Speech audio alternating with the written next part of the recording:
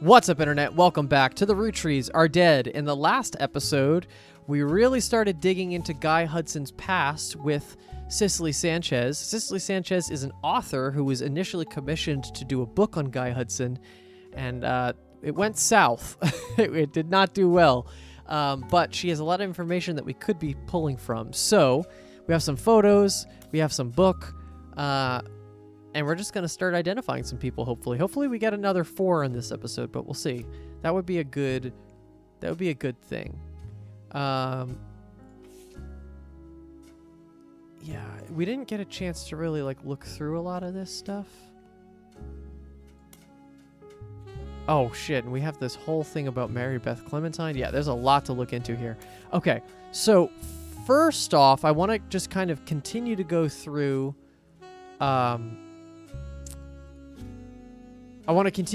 some of the stuff that we had tagged on the just reading through everything. So let's look up Roottrees Brazil.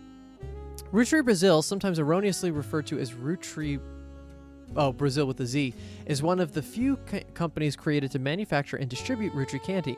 It was developed as part of Roottrees Everywhere initiative beginning near 1979, so that would have been under Guy Hudson.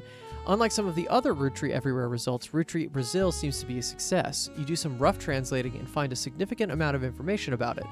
Brazil was the only region where caviar-flavored 5 pieces, released at the end of 1978, were a hit. The primary reason that the factory still exists to this day is solely to create that flavor, which comes in its own standalone 5 pieces bag with Portuguese writing. Interesting. A small town named Alvalagos, near the municipality of São Bernardo do Campo, became the location chosen by the Roottrees Candy Company after a newly elected local politician named Edson Soares heard that they were planning a new factory and petitioned them in early 1979. The factory was controversial as locals did not want it there. The Roottrees visited Brazil around Christmas and managed to break ground on the project. Since then, however, it has been operating relatively smoothly except for 2 incidents. The first was Incendio de Bordo in 1982, and the second was an unsuccessful strike in 1995 that involved all factory workers being replaced. The factory was originally built and run, according to paperwork at the time, by a small company called Nova Corporação de Doces Brasil. I don't know how... I only did Spanish, I never did Portuguese, which literally translates to New Brazil Candy Corporation.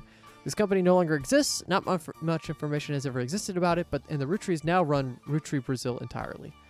Got it. We got a lot of stuff to look up here. Okay. So I can take... maybe I'll keep Roottrees Brazil. First of all, Roottrees Everywhere. Actually, hold off on that one. Let's look up some of the other stuff. São Bernardo do Campo is a real place in Brazil. A game designer by the name of Jeremy Johnson looked up cities in Brazil that had a lot of manufacturing so that he could place a fictional factory there. He did not want to offend any Brazilians with the tale he was writing that involved corruption and politics, so the small town name he made up, Alvalagos, where the factory was located, was invented by mixing 2 regions, Interlagos and Alvarenga. Excellent. Cool. So that's gone. And then this is going to do the same thing. Very good. Okay. Edson Soares. I'm going to say Soares was a Brazilian politician. You find a dissertation published by a college student as part of their PhD in history. It focuses on the rise of democracy in Brazil. It seems up until 1988, Brazil was run by the military, and the politics during that time were often a hotbed for corruption and nepotism. The paper tells of a few politicians of the time, including Edson Soares. Edson is a former mayor of Alvalagos, Brazil. Before politics, he was a manager at an automotive manufacturing plant for a major American car company. He was put in charge of Alvalagos by the military government in 1973. As a mayor, he used his manufacturing background and knowledge of American business to establish new factories, distribution plants, and other business vendors in the area. This had 2 side effects. First, he became quite rich. Second, many locals were forcibly relocated. This did not make him a popular mayor. And what the paper speculates was a move to counteract this unpopularity. His wife, Sonia, was discreetly put in charge of a television station called Telerede. He often used this connection to ensure his supporters would appear on the local television, spouting his beliefs and emphasizing his political victories. Oh, great. So he's Dictator-Lite. He remained in office until 1988, when he was defeated in the first election after the military government was no longer in control. After this election loss, he quickly left the town behind. It is not known where he's gone, but the dissertation even speculates he likely fled to stay alive. Cool. Okay, so working our way backwards. Telerede is a former television station in Brazil. It came into being in 1970 after vacuum was created due to the removal of a different network at the hands of the Brazilian military dictatorship. Due to the lack of resources online, you don't have much to go on about who ran it and when. Gonna keep that one on there. How about Sonia Soares? There does not seem to be anyone relevant by the name of Sonia Soares listed anywhere online you could find. However, Spider Search does return a page that lists a news anchor in Brazil named Flavio Soares, who has a mother named Sonia. I think we're getting to some Roottrees here, guys. Aha, Flavio Soares is a young Brazilian newscaster with a bit of a cult following. The discourse surrounding him is, to put it in polite terms, lewd. There's a website about him... There's a website about something called fan fiction that is a small section dedicated to him. It seems that women and some men of a wide variety of ages and writing skill tend to find him worthy of inclusion in their stories. You skim some of the tales there and learn that a common thread is that he's currently dating a supermodel named Ashley York. Many stories either seem to ignore her existence or get her out of the picture rather quickly. There are also more traditional fan sites that list some things about him, including his age, he's 18, his zodiac sign, Libra, his famous food, grilled steak, and his mother's name, Sonia. It also seems that Flavio translates to golden-haired. One website with a signed publicity photo of Flavio seems to confirm this. The photo has been added to your evidence. I gotta see what this guy looks like. Oh, shit. Flavio Soares is a Brazilian news anchor. This is a signed photo of him you sent to a fan you found online. Suave motherfucker. Okay. So the guess is he's this one. Right? So guy slept with his mom. Sonia had the child.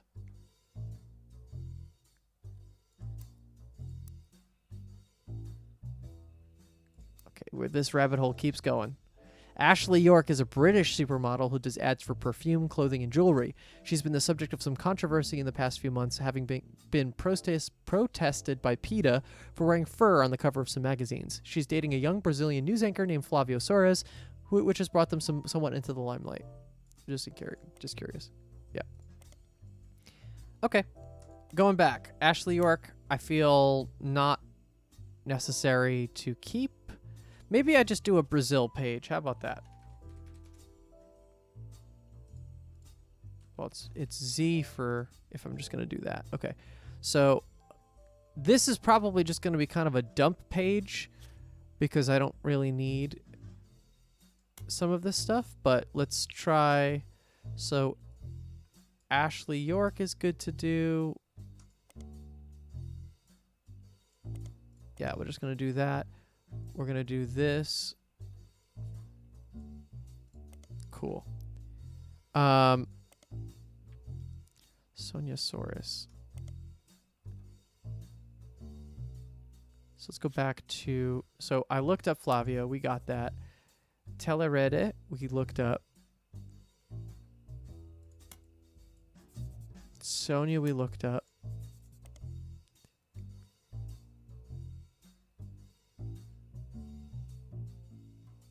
Right, and they probably broke up because if he's on the run, he didn't take her with her. For sure, he did not.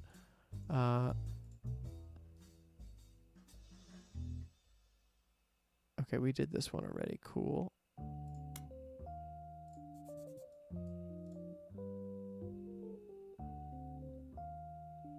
Yep, we did that.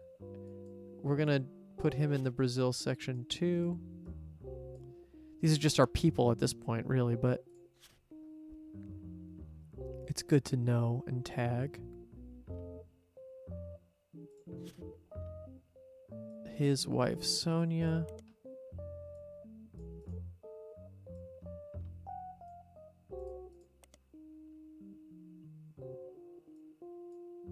Cool. I'm I'm just going to keep those pieces tagged. This is not going to work. Nope. Okay. That's going to be harder to find. This, however, will not be. Incendio del Bordo translates to maple fire. In 1982, the factory was deliberately attacked in a case of clear arson. The fire was brought under control after destroying about 2/3 of the production floor, and locals claimed that the air smelled like a mix of burning plastic and maple syrup. The factory is rebuilt and continues production to this day. At the time, it was unknown why this happened, but last year, a news special did list this incident as well as a few others in the small town as backlash to perceived corruption in the government at the time. According to the report, the mayor of the city was found to be receiving a cut of the factory's profits. Got it. So yeah, this is a situation where I think this is Edson. This is Sonia. He's obviously eyeing Sonia. God knows who that is. Oh, you know, that might be the writer. That might be Sicily.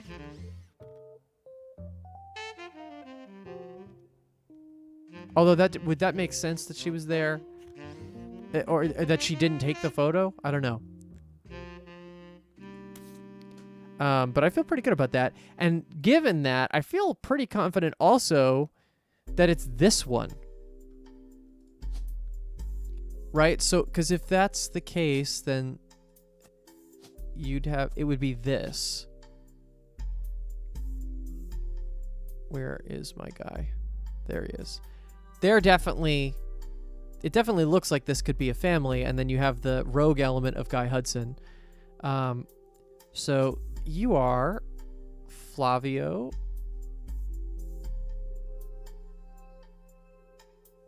Soros. You are a television presenter. Public speaker? News anchor. There we go. Okay. You are Sonia. Not Soros. We have to figure that out. Real quick, let's go back to...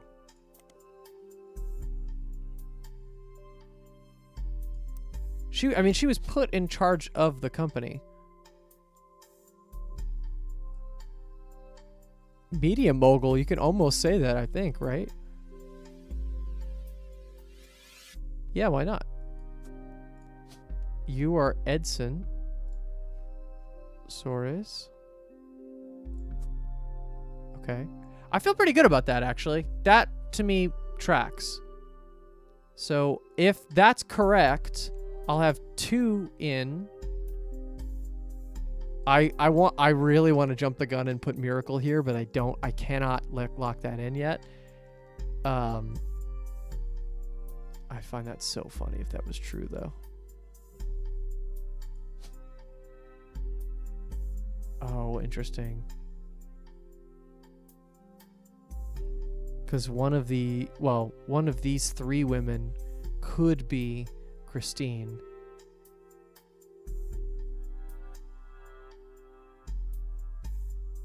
Christ, that's going to be tough to figure out. Because that's going to be all about years, right? So where is this? So Chris would have been... So this would have been the 70s, right? Because that's what Clark's look is, etc. Which I can go with this, I guess. Yeah, it could have been any of them.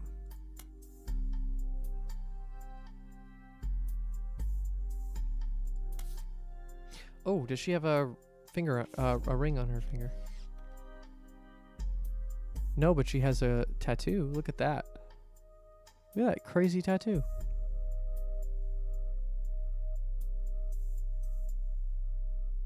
That's gotta be important in some way. Look at that. Look at that fucking tattoo. That's not there for nothing. How about these other pictures? Anything else? Am I missing anything critical like that?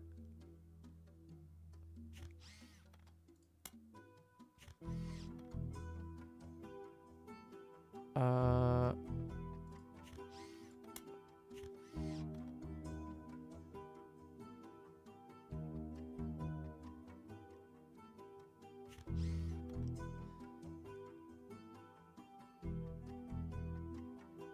yeah, I don't know.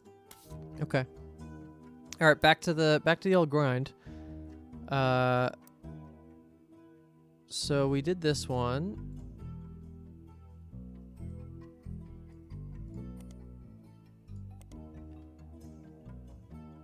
I'm going to just put, as I said, anything in here just so I can take it out of this piece. There's an unsuccessful strike in 1995. That's harder to look. Roottrees Everywhere was an expansion in the late 1970s. It coincided with some of the larger changes at the company and had mixed success. As far as you can tell, the different companies related to it were all formed in very different and sometimes haphazard ways. There's minimal organized information about the history of the expansion itself online, but you can glean the following. Roottrees candy has been distributed globally to certain markets approved by Elias as early as the 1940s. This included places like Canada, Mexico, and select countries in Europe, mostly the UK. Roottrees Everywhere involved Roottrees' expansion to other major markets that were assessed to be ready for Roottrees. This started with 4 that it had no share in: Australia, Brazil, China, and France. Each of these countries had an entirely new company formed, mostly by making deals with local distributors and manufacturers. Okay, so here we go. 1, 2, 3. Let's start with the France one, because I think we have already a little bit of a base camp in France here. Roottrees France is one of the companies created to manufacture and distribute Roottrees candy. It was developed as part of the Roottrees Everywhere initiative in summer 1979. Apparently, Roottrees France was a non-starter. Negotiations broke down pretty late in the process after the company had already been formed. Then the leader of Roottrees went through a very large change soon after. The CEO of Roottrees France was meant to be Tristan Robert. Who are you? Tristan Robert is a businessman who at one time was in negotiations to take over Roottrees France. He's still alive, and you come across an interview unrelated to Roottrees from a few months ago. It seems that other countries have not been immune to Roottrees mania, as you recognize the word Roottrees in one of the questions. It seems the interviewer snuck in a question about his experience with the company at the end of the 70s. The article is in French, but it takes some time to translate section by section. He mentions Guy by first name only, and the tale he tells is quite ugly. The transition is as follows. Guy, the president of Roottrees, was once one of the worst men I have ever met.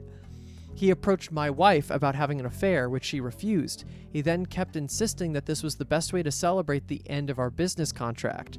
I don't think he expected her to say no, and I don't think he thought she would tell me what happened. I punched him in the face and refused to attend another meeting with this man. They lost a lot of money on this deal because not only was he a terrible person, but he was also a terrible businessman. When he died shortly after, it felt like the universe was working things out. I wasn't surprised to learn he had a secret child. It seemed he seemed to treat women like collectible pocket monsters. It seems mentioning Pokemon sidetracks the questions a bit, and the interviewer never returns to the subject of Roottrees. Oh my god. Okay, so he did not go through with a thing here. So Tristan Robert may be a non-starter. But I'm going to put him on there just in case. I'm so curious what happens. Pokemon, or Pocket Monsters, is a video game franchise made by Nintendo that premiered in different countries over the last few years. 1997 in Japan, 98 in the US, more recently in other countries such as France. Besides Roottrees Mania, Pokemania has swept the globe in the last year or so. It's unclear if the franchise will have any lasting presence or if it will fade like Roottrees Mania has. Biggest media franchise of all time, Pokemon. So, it has not faded. Okay, great. China Roottrees, let's do it. China Roottrees is one of the companies created to manufacture and distribute Roottrees candy. Quickly, just checking something. Okay. It was developed as part of the Roottrees Everywhere initiative in the summer of 1979. During the late 70s, China began to go through a period of economic reform. This led to new opportunities for American companies, and the Roottrees Candy Company decided to pounce. Lang Hongbo was said to personally win over the Roottrees family and was the owner of multiple textile factories, did not wish to import the ingredients, and built a special factory to manufacture the candy in China. So instead, they made a deal to import bulk unpackaged Roottrees candy and label it for not only China but additional markets. Hongbo, who was already in his mid-50s when the deal happened, only had daughters, and his brother Lang Hongyu took control over his death upon his death in 1986. After Hong Yu died in 1992, it passed to the oldest child from the next generation, Lang Jinyu. Okay. Time to add a new page because we got a lot of names. So we got Lang Hongbo. We have Lang Hongyu, Lang Jinyu. Okay. Just checking to make sure there's nothing else here. Yeah, it's really just names. So let's just try. So is it all three Lang? Yeah, it is. Look at that. Hongbo, Hongyu, Jinyu. You come across a website for the Lang Textile Company. Lang Tai Textile Corporation, which is a company that has helped expand Roottrees products to China since the late 1970s. The company seems very accomplished. Their site has quotes from many different reporters and news articles listed on it in nearly every language. It's mentioned quite often on websites about Chinese businesses, but those mentions are company-focused and not people-focused and don't offer any information useful to your investigation. Their page contains a very rudimentary leadership timeline with names that prove that the company has been, in the Lang family for a very long time. It looks like a family tree. It goes back to at least 250 years in some form or another. During the period where they began the Roottrees deal, Lang Hongbo in China, this is his page, right? Yes, okay. In China, the family name comes first, so Lang is his first name, is his last name. Yes, correct. Was the CEO. He died before the internet was widespread. So there's not much out there other than his name on this website. His younger brother, Lang Hongyu, is featured on the history section directly following him. This also seems to be the only mention of the man. The current CEO is a woman, listed simply as Jinyu. The site doesn't list her last name, though she does appear in the family tree below Hongbo. Lang Tai has a few American logos on its page.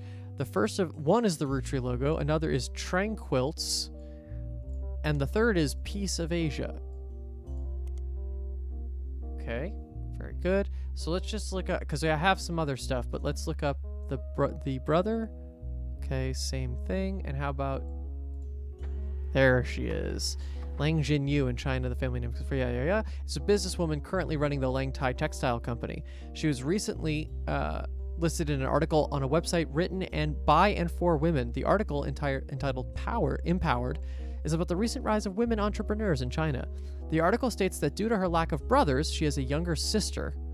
Lang Jinyu took over as the CEO of her family's company in 1982 after her elderly uncle was deemed unfit to run the company due to mental deterioration.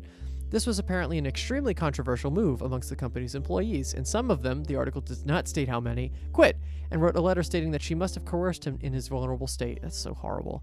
Since then, the company has been performing well. Her nephew, who is currently her second in command, is expected to take over when she retires. In the meantime, the board's stance has been a twist on a popular proverb. The article roughly translates it as, someone that has proven that they can do something well can do it 100 times well. An unproven leader could doom us all. The article also offhandedly mentions that Jinyu was an early adopter of IVF and helped her sister have a child. There is an unsourced picture of Jinyu in the article. It says that it's from 1992 when she took over. She was 45 at the time. It has been added to your evidence. So, my current thought is that this is them. So it's Jinyu and her sister, maybe.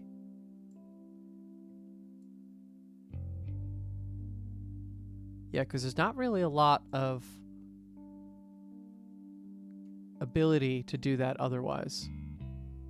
And if this was 92? No.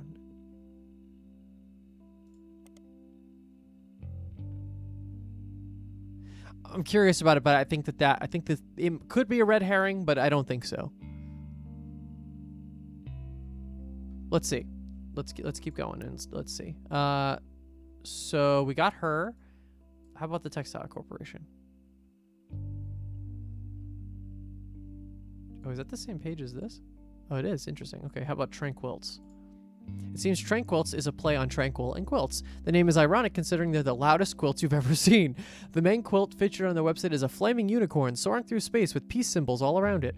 Although they weren't listed on the website for Lang Tai Textile Company, they don't seem to have much of a connection. It appears that they import cloth. Cool. Okay, how about Piece of Asia? Piece of Asia is the American arm of Lang Tai, located in Pittsburgh, Pennsylvania. According to their site, the Tai in Lang Tai translates to peaceful, so they chose their name in America to match.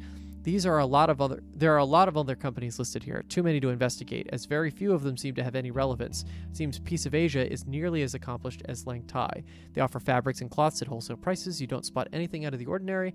The business is said to be owned by husband and wife Jerry and Linda Han. Their Chinese names are listed too. And from using an online translator, it seems that Jerry is Han Junwei and Linda is Lang Jinyao. Okay. Jinyao. Okay. Han Junwei. Lang Jinyao. Okay, let's keep following this one. Jerry, Linda, and Mark Han, interesting, appeared recently on a website called Focus on Philanthropy under the headline Hangin' with the Hans. Hans were chosen because they donate significantly to causes that further Chinese American culture. Jerry and Linda were both born in China and fell in love during college. Linda's father led a large company, their article never names it, after it expanded to the U.S. So she's the younger sister. After expanded to the U.S., Linda's father approved their marriage so long as Jerry took over the U.S. portion of the business. Terrible patriarchy. Linda jokes that the entire situation is like something out of an Alanis Morissette song with how ironic it all ended up. I was absolutely terrified to move to the United States, but my big sister was desperately in love with this idea. She used to have this Butch Cassidy poster on her wall and was obsessed with Robert Redford. I'm just in case that's something funny to do. But somehow Jerry and I were the ones sent here, and now we couldn't possibly imagine going back. When we had Mark, we never even considered giving him a traditional name. Meanwhile, my sister stayed in China and has thrived there. She doesn't even like visiting the U.S. anymore. Our kids are complete opposite, though. Mark couldn't wait to travel abroad as soon as he was old enough. He's actually in business school in China now, working with my sister. Our niece, who grew up there, was the opposite. She couldn't wait to get here. She started calling herself Lucy Lang in high school and flew out here as soon as she graduated. The name change apparently drove my sister absolutely loco. Got it. So there might be more people than are actually listed here, because we're really just trying to find people who are direct descendants of Roottrees. Unless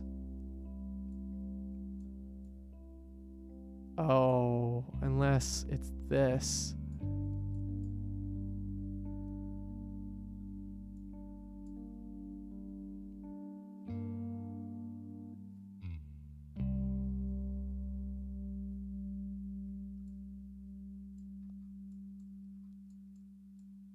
Oh, it could be elsewhere. Yeah. I'm feeling actually less confident that it's Guy this time around. Surprisingly, believe it or not, Guy didn't put his dick where he didn't need to. I don't think on this one. Okay, so just in case, Butch Cassidy and the Sundance Kid was a popular 70s film. Robert Redford, who played the Sundance Kid, is famously redheaded. Oh no, maybe I spoke too soon. Because what did they just say?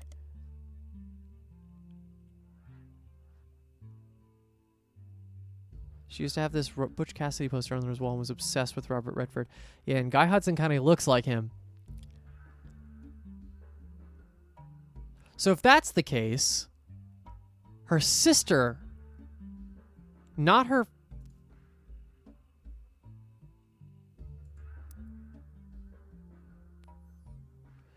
Right. Because Guy wouldn't have had a relationship with the mother of let me try to sit this down. Guy wouldn't have had a relationship with Hongbo's wife. He would have had a relationship with Jinyu directly. And then she would have had kids, and that's this. Right, I was thinking one level too high. I don't need... He's not an all-powerful god. He's not a... He and there needs to be time for kids to get older. If they're 45 right now, then, yeah, he would have been of the same age. Yeah, that's... Exactly. Okay. I got it. So, now... What do I had? Where am I at right now? Jerry and Linda Han. So, how about Han Junwei?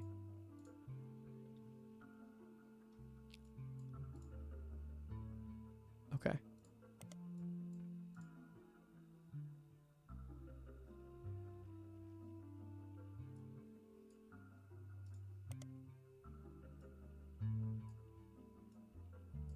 Put Mark Han there.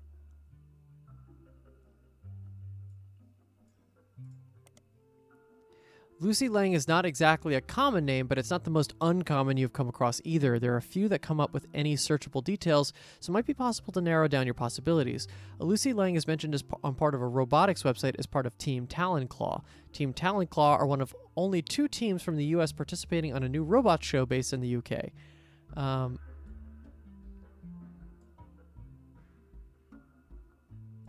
We're going to do all of it. Another Lucy Lang is part of a small women's a cappella group in Los Angeles called the Gin and Tonics. A third Lucy Lang works in New York for a business called Corporate Synergetic Solutions Unlimited. Yeah, that's going to be the one I go with. Corporate Synergetic Solutions Unlimited is a company located in New York City. Lucy Lang is a lead synergy engineer who is listed by being ranked as one of the top facilitators in the world by Business Watch magazine. Lucy Lang. Let's get her in there. As far as you can tell, CSSU is a company that other companies hire as consultants to increase productivity. It's unclear the exact services they provide. The site is light on details. There's a few high-profile companies listed on the site as former clients. You recognize their names, but none of them are recognized to your things, whatever. Okay, let's see what happens. Lucy Lang was listed in Business Watch for her work with Corporate Synergetic Solutions Unlimited. She's in an article about consultants that corporations hire to facilitate large internal changes. Each person featured in the article has a small bio section, followed by a longer section about why they were chosen. Lucy's bio section mentioned she grew up in a small Arkansas town, the oldest of 4 children. She's only the second person in her family to have ever left the state, since her great-grandparents located in early 1900s. She earned her degree from a prestigious New York college, started as a junior associate synergy engineer, and in 8 short years has worked her way up through the company's ladder. Now at age 32, she's the youngest lead synergy engineer in the company's history. The article calls her one of the top facilitators in the U.S. due to her work on a merger between 2 regional dial-up service providers as a direct result of her organizational changes and policies. The new company managed to eliminate over 200 redundant positions as part of the merger, making it an instant success. So she fires people from their jobs, and she's not the Rootree we're looking for. Goodbye. How about the Gin and Tonics? Probably not her either, but the Gin and Tonics are a college a cappella group out of Los Angeles. Lucy Lang is listed as a soprano. There doesn't seem to be much else about her other than her name, and that she performs as a soloist on the song called Like the Wind. The group were featured on a CD compilation called Boca, performing a cover of a popular boy band song. It doesn't seem to be relevant to your search. Let's try it. Jesus. Fucking hell. Okay. I'm gonna tag this for a second. Let's do research.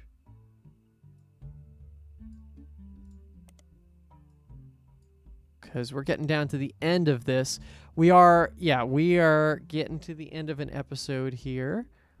Let's keep going though, actually. Let's just finish this out. Subways of Your Mind by Fex is an early 1980s pop song, and it was a #1 hit in many countries, though it peaked at 6 in the U.S. I'm just going to... It was still played to this day on contemporary stations around the world and is often found on compilation discs of popular music. One reviewer at the time was quoted as saying, "Subways of Your Mind is one of those rare songs that just feels like it has always existed, and the artist just plucked it fully formed from the collective ether. It's hard to imagine a world in which this modern classic won't become a regular part of our audio landscape for the next 100 years. What a sad, empty world that would be." Fex has had many follow-ups that were just as popular in European countries, though their continued success was hello, I've been reading a lot today, was significantly more limited in the United States. Their next single, Talking Hands, only reached in 24, and their third single, Modern Danger, failed to chart at all. Due to Subways of Your Mind famously starting with the catchy opening phrase Like the Wind, and perhaps also due to its somewhat lengthy title, those seeking it out or requesting it often search for Like the Wind. Many lyric sites and music hosting sites even label it incorrectly, making this mistake even more common. When searching for combinations of Like the Wind and attempting to narrow it down to results that include the Roottrees, you find that an obscure Irish band called U2 once cited both Fex and Jim and Diamond as inspirations. As far as you can tell, neither Fex nor Subways has anything to do with your search, and seeing as U2 is relatively unknown to anyone outside of Dublin, the connection seems to be an odd coincidence. That's funny.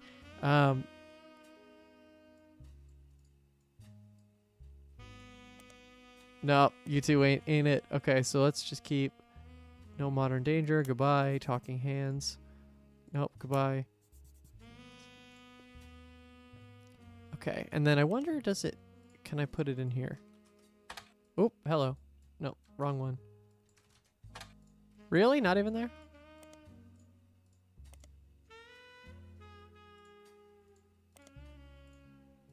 Alright, cool. I'll give up. Alright, and then how about Boca? Boca stands for Best of College Acapella. It has existed since 1995. It's a compilation of various acapella groups from different colleges, often performing covers of popular music. It doesn't appear very relevant to the Roottrees or anyone connected to the Roottrees. No one has ever done a cover of a song by Jim and Diamond, for example. Maybe someday. Aw, cute. I would do a cover of one of the Jim and Diamond songs. That sounds fun. Okay. I feel pretty confident that I can get rid of this.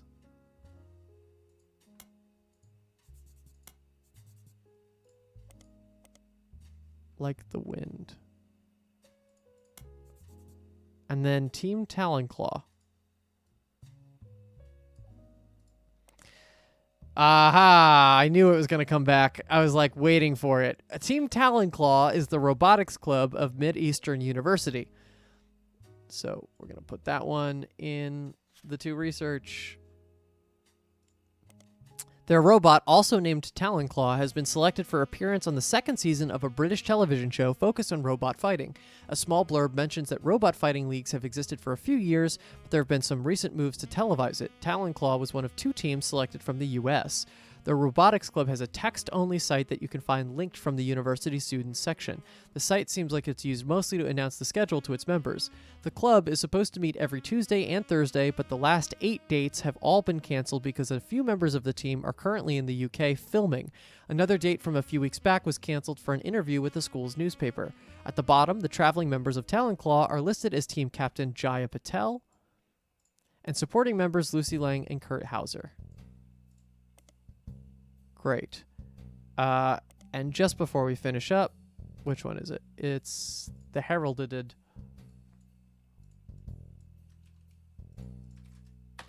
The Herald has a story about their school's robotic team, Team Tallonclaw. It lists 3 student members and talks a bit about each of their history, including their interest in robotics. The only one that catches your attention is Lucy Lang. She grew up in China as Min Lang. Got it. Putting that one in the China section.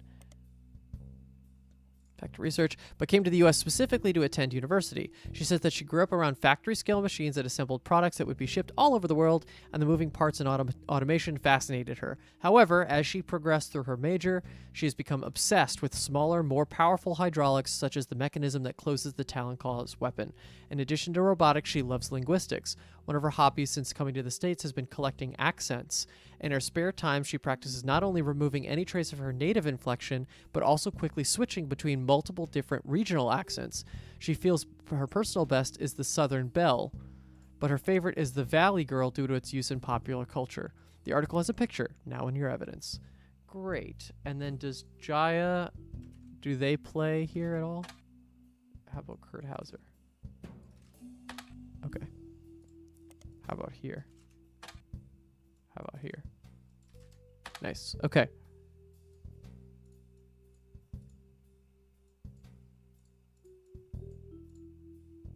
I'm getting rid of these. I'm getting rid of these. I'm getting rid of these. Team Talon Claw helped us out. That helped us get our picture.